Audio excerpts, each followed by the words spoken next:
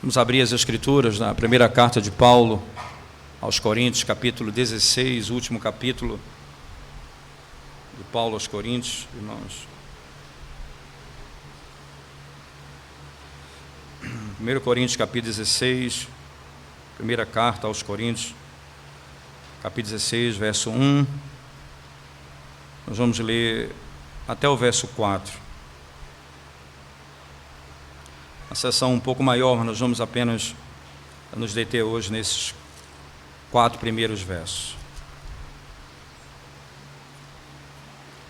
Diz assim a palavra de Deus, irmãos: quanto à coleta para os santos, fazei vós também como ordenei às igrejas da Galácia.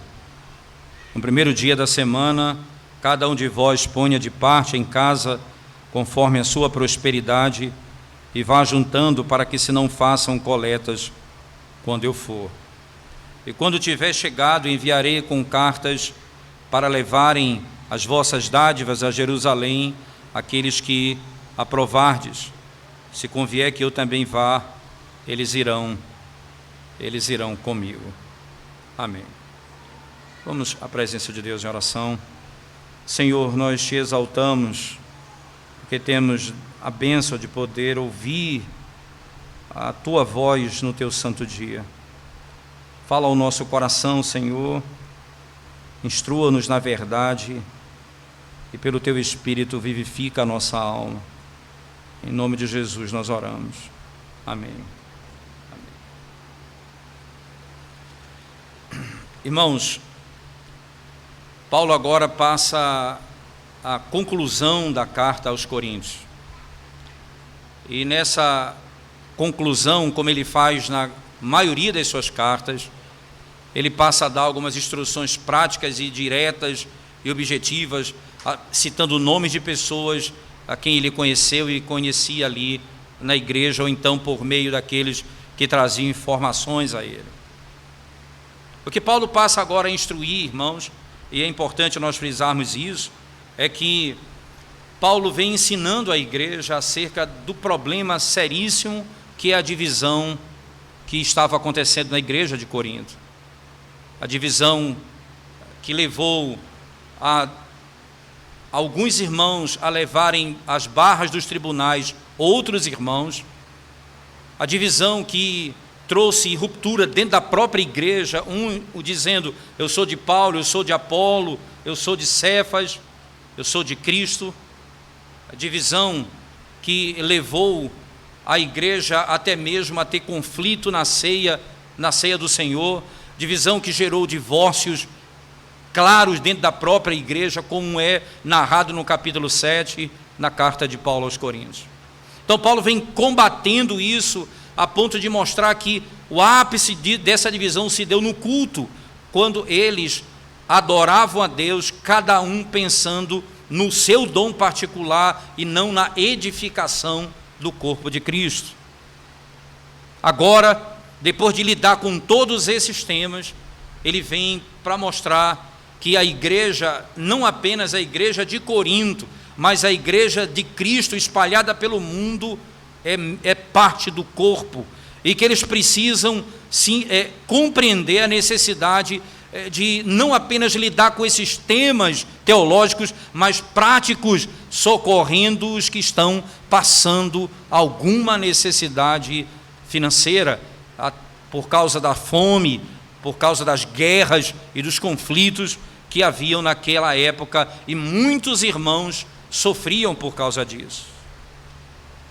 Interessante que o apóstolo Paulo, ele usa uma expressão, voltando lá para o texto de Corinto, por favor, ele diz: quanto à coleta para os santos. É interessante que ele usa essa expressão santos. Eles já eram conhecidos da igreja de Corinto, e Paulo usa essa expressão porque há uma expressão ainda mais importante. Se você abrir lá em Romanos, no capítulo 15, Paulo usa uma expressão um pouco mais definida, porque os santos são os crentes do Senhor em qualquer lugar. Mas agora ele vai lidar com esse tema da seguinte maneira: veja lá, Romanos no capítulo 15, versículo 26, o apóstolo Paulo diz assim, que também na conclusão do texto de Romanos, ele afirma a seguinte verdade: porque aprove a Macedônia e a Acaia levantar uma coleta em benefício dos pobres dentre os santos que vivem em Jerusalém. Então, essa coleta não é necessariamente para os santos, mas era algo geral, mas Paulo dizendo lá em Romanos, para os pobres entre os santos. Para os pobres entre os santos. E ele fala isso aos romanos. Macedônia e Acaia fizeram a contribuição. A palavra usada para coleta aqui no texto, irmãos, interessante que ela é uma expressão que ela só aparece nessa passagem, e mais nenhum outro lugar do Novo Testamento esse termo é utilizado. Vocês precisam socorrer aos santos, e mais especificamente aos pobres entre os santos. Alguns irmãos, dentre os nossos irmãos, estão passando por necessidade. Nós vamos fazer coletas para ajudá-los, para socorrê-los. E esse é o princípio que Paulo estabelece aqui no texto: fazei vós também como ordenei às igrejas da Galácia. Interessante, irmãos, porque Paulo agora faz a menção direta a uma ordem que foi dada por ele, não apenas aos coríntios, mas à igreja da Galácia. Que autoridade tem o apóstolo Paulo de dar ordem, não é, irmãos? Ele é. Qual a autoridade dele, se não for na palavra e como apóstolo para fazê-lo? Ele não está dando um conselho à igreja de Corinto, ele está dando uma ordem como a igreja de Corinto, como ele deu uma ordem à igreja da Galácia, para que também socorressem aos pobres entre os santos que estavam ali no meio deles. O que Paulo nos ensina, irmãos, é que a ordem que foi dada aos Gálatas, não me parece que os irmãos na igreja da Galácia não tinham os mesmos problemas que a igreja de Corinto tinha. Por exemplo, a igreja de Corinto tinha muitos dons espirituais. Era uma igreja que era cheia de dons. Tanto é que há uma sessão inteira que Paulo passa laborando sobre isso. A igreja que Paulo escreve aos Gálatas, ela tem outros problemas. Problemas, por exemplo, no que diz respeito à lei, à obediência à lei, a relação da obediência da lei com Cristo, a seriedade desse tema é muito bem tratado por Paulo ali. Mas Paulo está escrevendo: olha, eu dei uma ordem a uma igreja que não tinha todos esses dons extraordinários que vocês tinham. Mas se vocês têm esses dons, vocês devem exceder ainda mais no socorro aos outros irmãos quando necessário. Vocês não podem apenas imaginar que aquilo que Deus lhes deu e que vocês revelam isso no culto, na adoração, deve ser suficiente. Vocês precisam fazer também como eu ordenei aos Gálatas, a igreja ali, para que também socorressem aos pobres entre os santos. Mas como deve ser feito isso, irmãos? Como deve ser feita essa contribuição? E Paulo então passa a descrever como deve ser o processo desde o dia do Senhor escolhido para ser feito, até como deve ser feito, quanto deve ser feito, certo? E quando isso será entregue. Há uma maneira muito clara de Paulo lidar com isso no texto. Então, por exemplo, no verso 2 ele diz: no primeiro dia da semana, no domingo, no primeiro dia da semana. Como essas ofertas serão dadas? Segundo o apóstolo Paulo, no primeiro dia da semana. Por que é tão importante isso, irmãos? Por que é tão importante isso? Aqui o apóstolo Paulo, ele estabelece alguns princípios fundamentais que ele ordenou à igreja, né? E ele vai dizer que os coríntios devem adotar. A primeira coisa que eles devem adotar. O que foi que ele ordenou aos Gálatas que os coríntios devem ordenar e devem praticar? E o que foi que, ao ordenar aos Gálatas, ordena aos coríntios, e é ordem para nós também? Que no primeiro dia da semana, no dia do Senhor, que é no sábado do Senhor. Na linguagem língua do texto grego, é interessante que a palavra sábado ela aparece muitas vezes no plural, mas a ideia é porque é o primeiro dia depois do sábado. Você lembra que era esse tipo de linguagem que se usava em Levítico? Por exemplo, os adventistas, eles usam esses textos porque a palavra grega aparece sábado. É engraçado isso. Então ele diz, está vendo? Até aqui fala dia do Senhor, no primeiro dia da semana, mas na realidade eles estão se referindo ao sábado. Mas lembra lá em Levítico como é que os judeus descreviam isso? Para você entender como eles são equivocados. Lá em Levítico 23 é dito assim, especialmente, no primeiro dia após o sábado. Veja, até o domingo, quando era tratado em relação ao sábado. Por isso que a palavra entre sábados, esse é o dia, entre um sábado e o outro, isto é, depois exatamente do primeiro dia após o sábado, ou após o primeiro dia.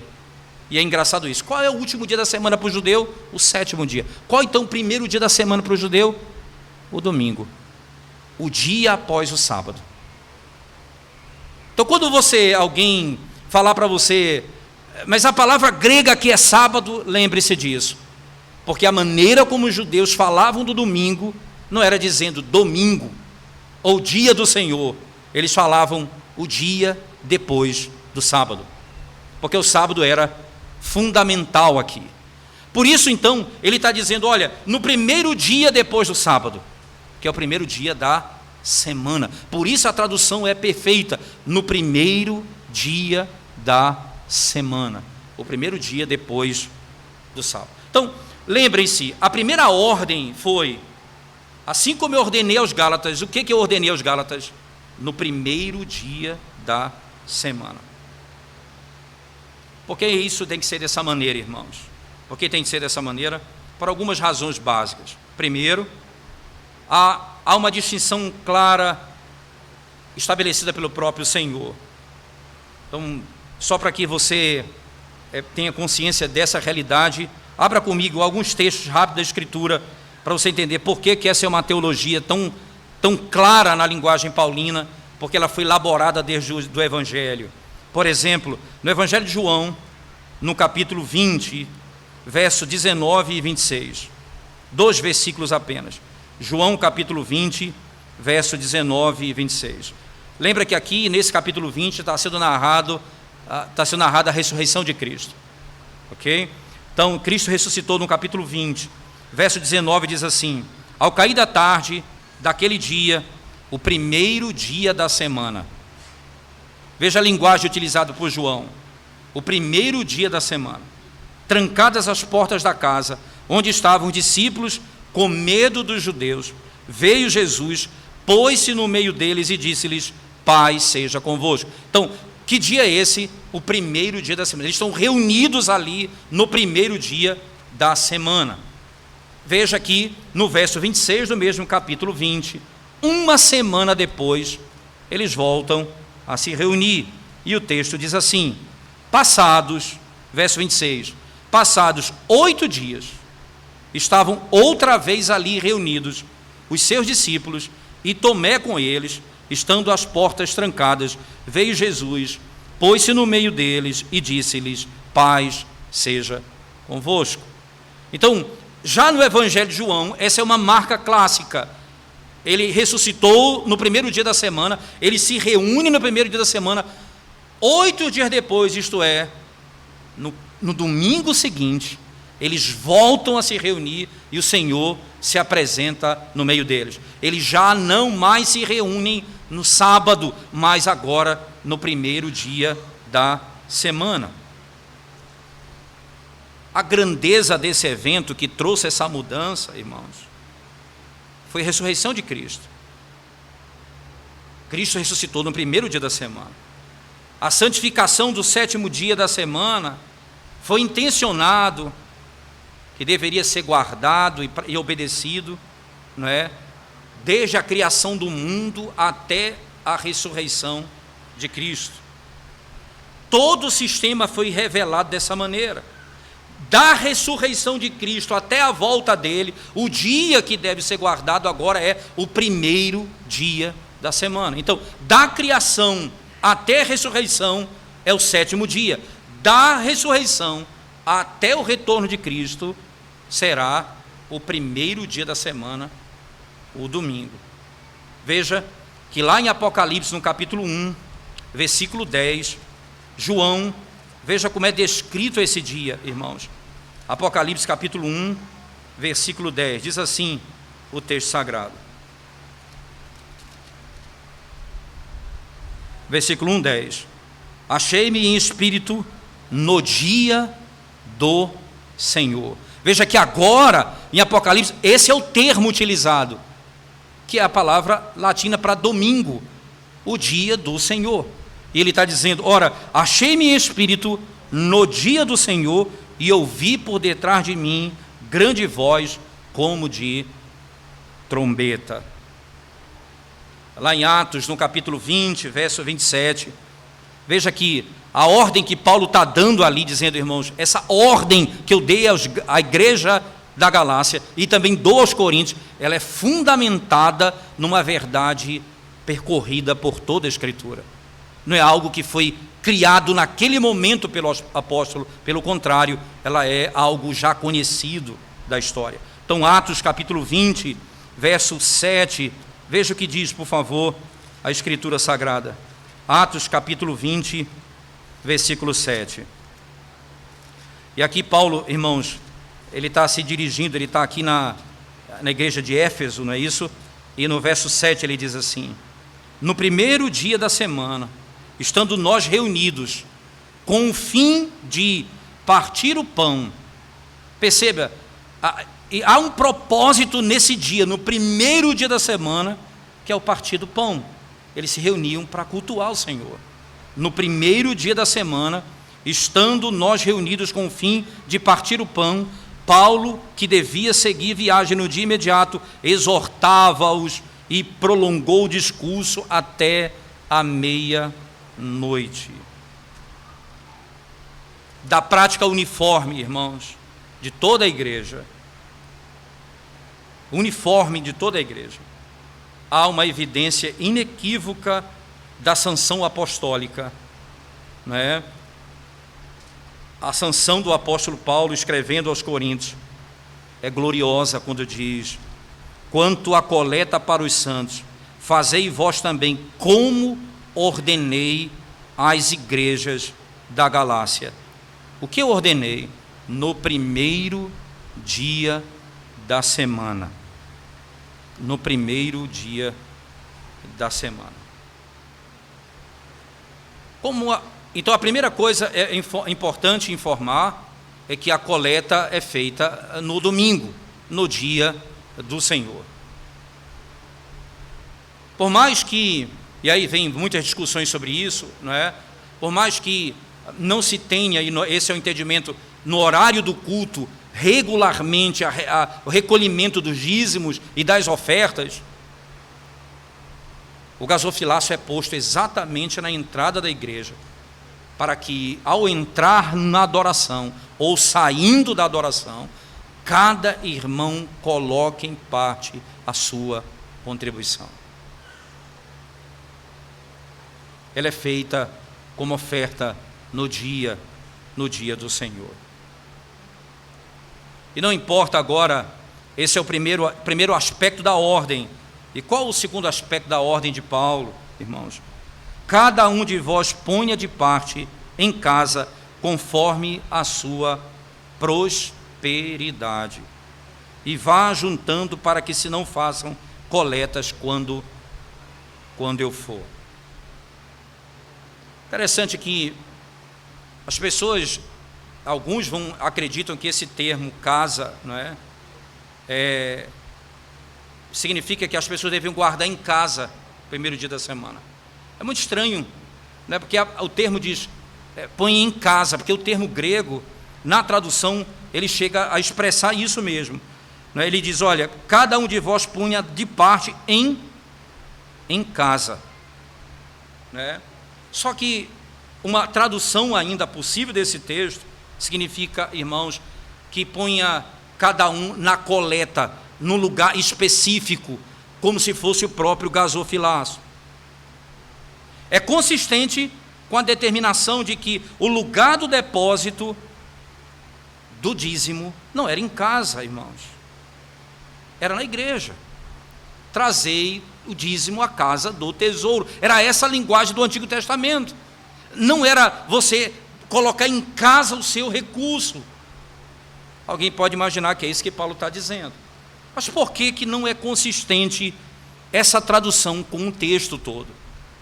Alguns argumentos precisam ser levantados. Primeiro, se Paulo estivesse dirigindo, irmãos, o argumento na direção de dizer o dinheiro que é para ser guardado deve ser colocado em casa, por que o primeiro dia da semana?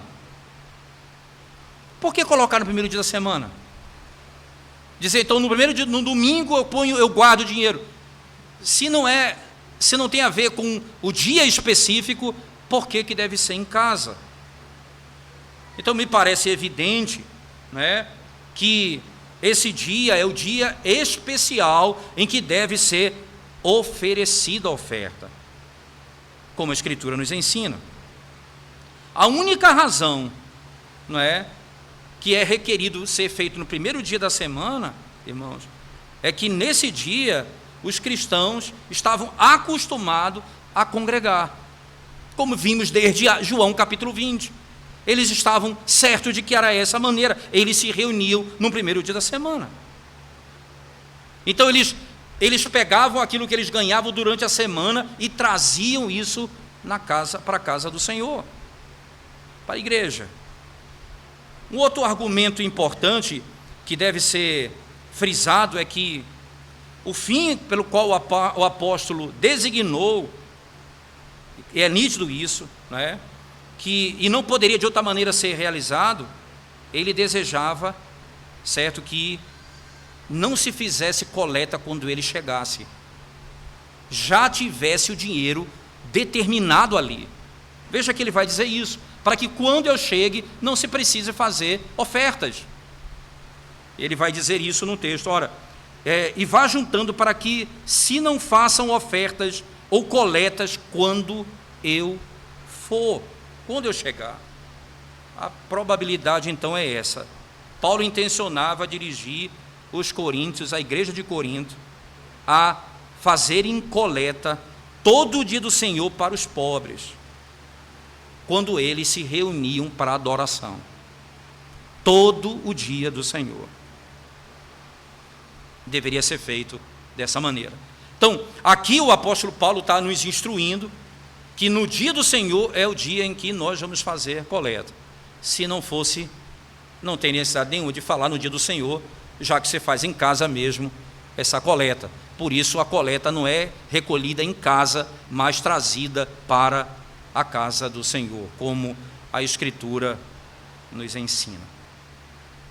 Agora, como deve ser feito? Primeiro, vimos no dia do Senhor, certo? Você vai acumulando isso durante a semana. Isso é interessante, não é? Você vai acumulando e no dia do Senhor você trazia e ia criando aquele montante. Por exemplo, um exemplo prático que nós fazemos nas ceias do Senhor, como nós teremos daqui a pouco, quando nós temos a coleta chamada oferta diaconal. Isso é um recurso específico para aqueles que estão em alguma necessidade urgente. Então é o dinheiro que vai sendo acumulado. Caso tenha alguma necessidade, a igreja tem como lançar mão de alguma coisa para algum irmão que esteja passando por uma grande dificuldade naquele momento. Então, isso, logo no início, nós tínhamos casos bem interessantes. Nós tínhamos irmãos da igreja que nos auxiliou na plantação da nossa igreja local, que a igreja lançou mão do recurso que tinha para socorrê-lo muitas vezes, graças a Deus por isso. até mesmo em situações de saúde e necessidades que eram profundas, a igreja pôde fazê-lo. Como? Tinha uma reserva específica, quando esse dinheiro ia sendo guardado para aquele fim. Quando alguém precisasse, sendo algo concreto, real, de uma profunda necessidade, sendo a junta diaconal julgando que era necessário e que procedia, a igreja lançava a mão desse recurso para socorrer ao irmão em alguma necessidade. O apóstolo Paulo está exatamente instruindo assim a igreja. Vocês vão trazendo todo o dia do Senhor, vocês vão colocando aquela oferta no tesouro, isto é, no gasofilácio. E isso para que, quando ele vai dizer, quando eu for, eu possa, talvez, com alguém, levar esse recurso para os irmãos que estão passando por necessidade. Mas o detalhe que nos ajuda ainda, irmãos, é que o apóstolo Paulo agora, ele vai mostrar não apenas o dia, não apenas como eu devo fazer desse amontoado de recurso sendo trazido domingo após domingo à casa do Senhor, mas a quantia que eu devo trazer. Veja o texto, como ele vai nos auxiliar quanto a isso. Ele diz: cada um de vós ponha de parte em casa, conforme a sua prosperidade. Cada um conforme a sua prosperidade. Você não vai fazer senão aquilo que está de acordo com a sua própria condição. Vocês prosperaram, né? E segundo aquilo que Deus lhes deu, vocês vão fazer. Preste atenção nisso, irmãos. Todos os nossos negócios e todo o nosso trabalho,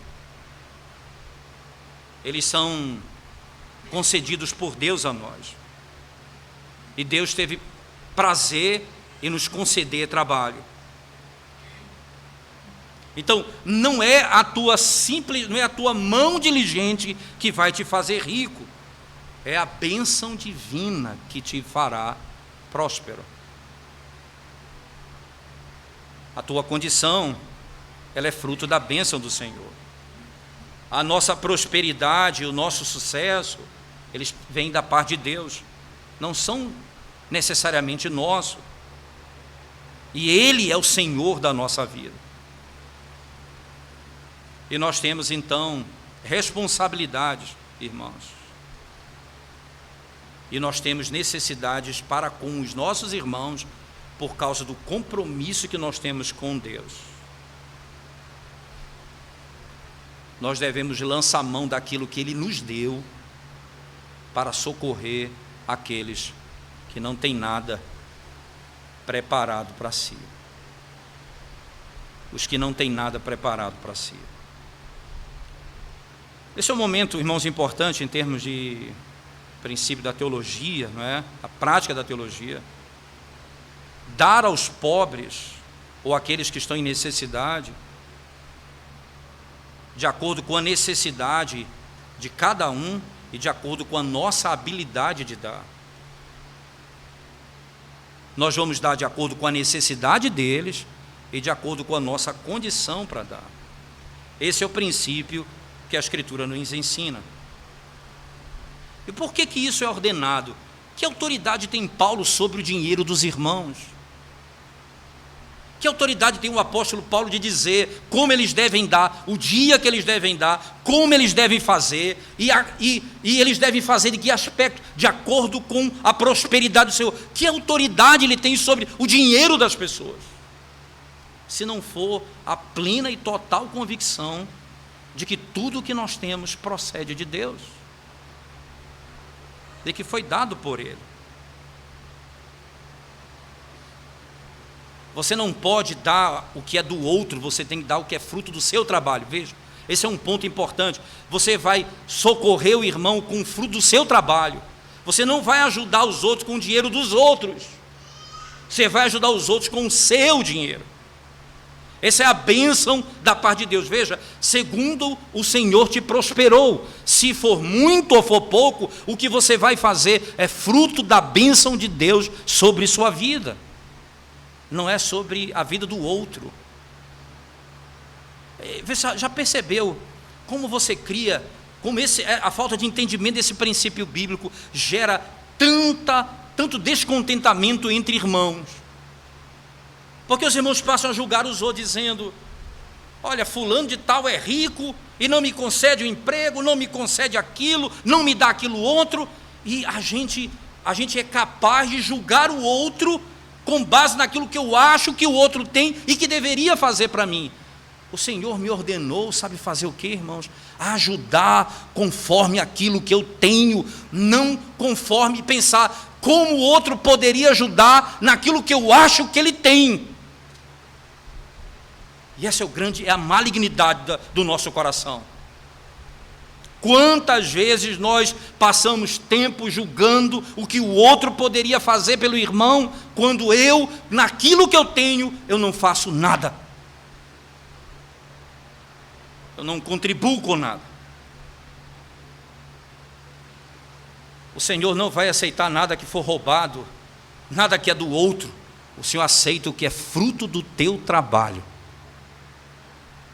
Lembra de Paulo escrevendo aos Efésios: aquele que furtava, não furte mais, antes trabalhe, fazendo com as próprias mãos o que é bom, para ter com que socorrer aos necessitados.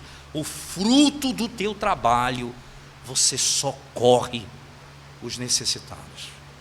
Não é o trabalho dos outros, é o teu trabalho. É por isso que você tem tantos jovens revoltados, irmãos, que invade propriedade do rico, que quer destruir, porque ele acha que o outro tem muito e não faz nada por ninguém. Enquanto eles não trabalham, enquanto eles não se dedicam, enquanto eles não se esforçam, eles vivem a se queixar do que o outro tem. Infelizmente, isso tem alcançado o coração de tantas pessoas. Infelizmente.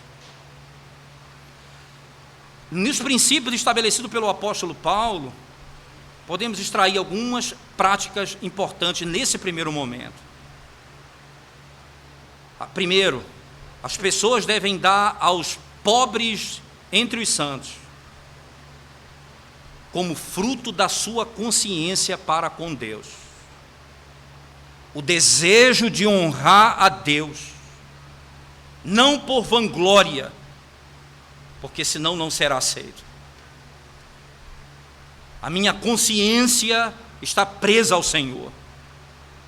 Segundo, com um trato honroso para com o pobre, seja ele cristão, seja ele membro do mesmo corpo místico de Cristo, ou mesmo parente de sangue, ou alguém que eu conheça. Eu preciso tratar aqueles que são pobres e necessitados no meio da igreja da maneira honrada, honrosa, para que você não cause naquele que recebe o socorro uma impressão de que você está diminuindo ele, mas fruto da misericórdia, do amor e da bondade de Deus para com ele. Terceira maneira, Paulo vai dizer isso na segunda carta aos Coríntios, no capítulo 9, verso 7. Você precisa dar com alegria, você precisa dar com liberalidade, você não precisa dar constrangido, você precisa fazer com alegria, socorrendo o irmão. E quarto, de acordo com a medida daquilo que o Senhor te deu. Quanto mais você tem, você mais deve dar. A quantia particular que você vai dar, irmãos, não pode ser definida, mas pela sabedoria e pela caridade, você deve definir o quanto você vai dar. Use essa régua, esse critério. Sabedoria e caridade. e com alegria e livremente socorra aos pobres no meio da igreja. Socorra aos pobres no meio da igreja. Por que que isso é ordenado por Paulo, irmãos? Mais uma vez, porque Paulo está nos ensinando algumas verdades fundamentais quanto àquilo que temos. Nós não somos mestres absolutos do que temos. Nós somos despenseiros dos nossos bens. O mundo inteiro pertence ao Senhor. E Ele fez alguns para cuidar daquilo que lhe pertence. Nós vamos prestar conta do que Deus nos deu. Você não vai poder usar o que Deus te deu como você quer usar, ou da maneira que você quer usar. Você pode fazer, e ninguém vai lhe punir por isso, desde que não seja ilegal. Mas saiba que você vai se apresentar diante de Deus, que Ele deu todas essas coisas, e você vai prestar contas de como você usou os seus recursos. Segundo, essa é uma obrigação dada pela natureza e pela própria revelação, irmãos. A lei de Deus requer isso, ela ordena isso. A própria natureza nos ensina a ajudar os outros. Não apenas o cristianismo, mas a humanidade clama por esse princípio. Nós devemos socorrer aos necessitados. Qual a excelência disso, irmãos? Porque é algo abençoado, é algo bendito. O Senhor disse: é melhor dar do que receber. A imagem e a glória de Deus vai brilhar de modo peculiar, irmãos, quando diz: ame os seus inimigos, faça bem a eles, e não espere de volta nada, nenhum retorno. E aí vocês serão chamados filhos do Deus Altíssimo. Que excelência!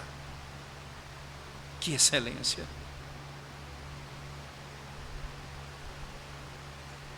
Você imagina que para nos fazer ricos, Paulo vai dizer na segunda carta aos Coríntios: Cristo se fez pobre para que fôssemos feitos ricos. E por último, nesse aspecto, isso tem, irmãos, um aspecto mais frugal na maneira como nós devemos lidar e governar as coisas dessa vida. Preste atenção, irmãos. Provérbios 28 e 27 vai dizer: aquele que dá ao pobre não terá falta. Essa é a maneira mais gloriosa de você administrar os seus recursos. Aquele que socorre ao pobre entre os santos não terá falta. É a melhor maneira de assegurar aquilo que nós já temos, que é tão próprio de tantos acidentes, e que podemos perder tantas coisas por causa de negócio nessa vida. Mas há um negócio que você não vai perder.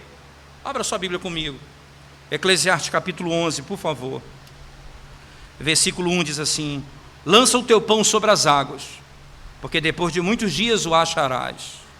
Lança o teu pão sobre as águas, depois de muitos dias o acharás. Preste atenção, porque colocar isso para o Senhor, derramar isso para o Senhor, é a melhor segurança, e Deus nos chama a isso. Você colocará em mãos seguras. O texto de Provérbios, no capítulo 19, verso 17, preste bem atenção nas palavras do sábio Salomão.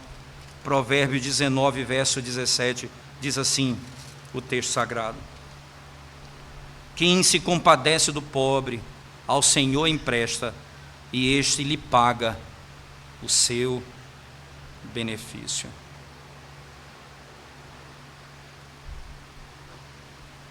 Você pode colocar dinheiro, você pode investir, irmãos, nas contas mais gloriosas e rentáveis dessa terra, mas essa aqui é a única segura.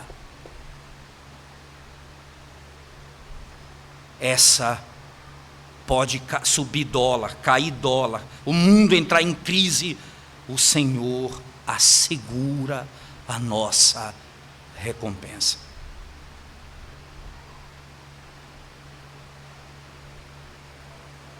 Se socorrermos aos pobres.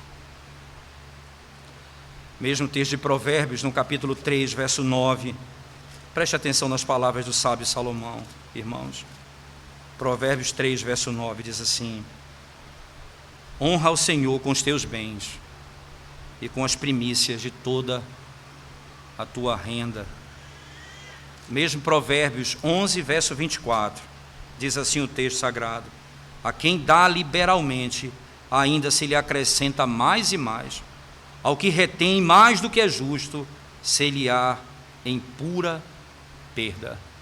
Ao que dá liberalmente. Liberalmente. Nos é prometido até conforto no dia da doença. O Salmo 41, verso 1 a 3 vai dizer: bem-aventurado é aquele que considera o pobre. O Senhor vai libertá-lo no dia da angústia. O Senhor vai preservá-lo. O Senhor vai guardá-lo e mantê-lo vivo. E ele será abençoado sobre a terra. E ele o libertará dos seus inimigos. E ele afofará a sua cama no dia da sua enfermidade. Para quem é prometido isso? Aquele que considera o pobre. Então Paulo ordena aos coríntios, dizendo com todo esse arcabouço teológico, o dia do Senhor, o modo como eu devo fazer e a prosperidade que deve me conduzir a fazer isso e as bênçãos que estão envoltas.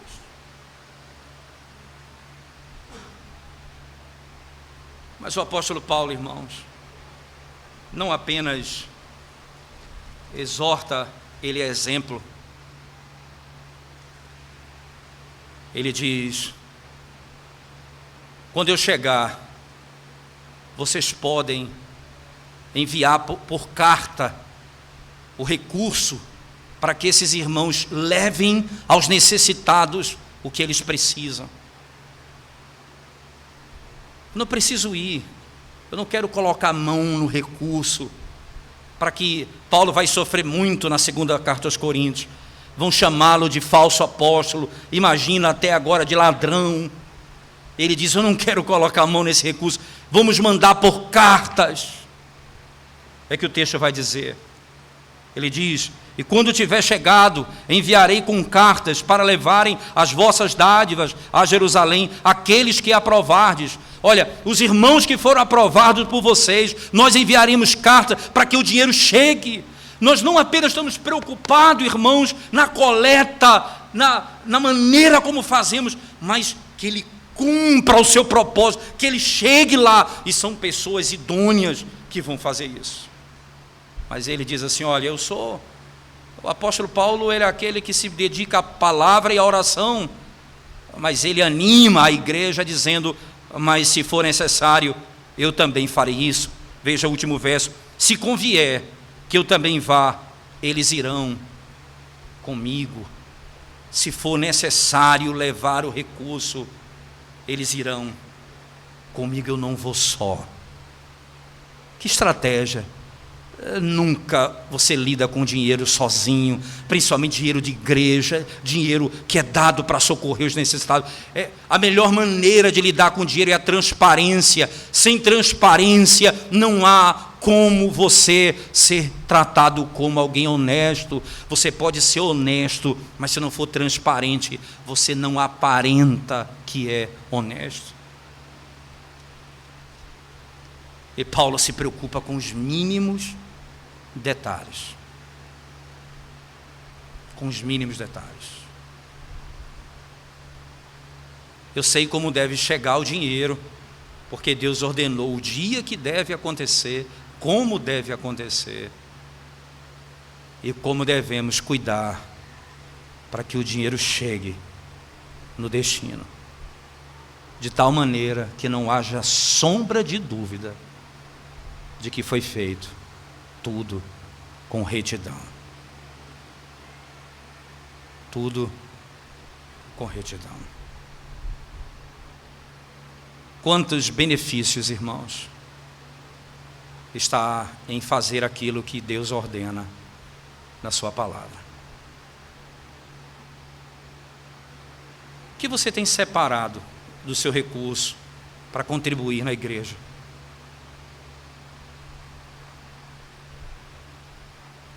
Você se importa com o pobre? Ou apenas reclamando dos ricos que não ajudam os pobres? O que você tem feito com o que você ganha, com aquilo que Deus te deu para ajudar? O que você tem feito? O Senhor está dizendo que você prestará contas a Ele, aquele que é Senhor sobre sua vida e tem autoridade de te ordenar essas coisas. Cuidado, para que o teu coração não seja revelado pecaminoso na maneira como você lida com o recurso que Deus te deu. Vamos curvar nossa cabeça, vamos orar ao Senhor, irmãos, nesse momento. Nós te bendizemos, Senhor, pelo glorioso privilégio de podermos ouvir a Tua voz nessa tarde. Nós precisamos da Tua graça, do conforto e do poder do Espírito para vivermos conforme o Senhor nos tem ordenado. Socorre-nos, porque somos fracos e quantas vezes somos guiados muito mais pela segurança dessa vida do que em fazer aquilo que o Senhor ordena, confiando no Senhor mais do que em qualquer outra coisa nesta vida. Nós clamamos o Teu socorro e a Tua bênção sobre nós, em nome de Jesus. Amém.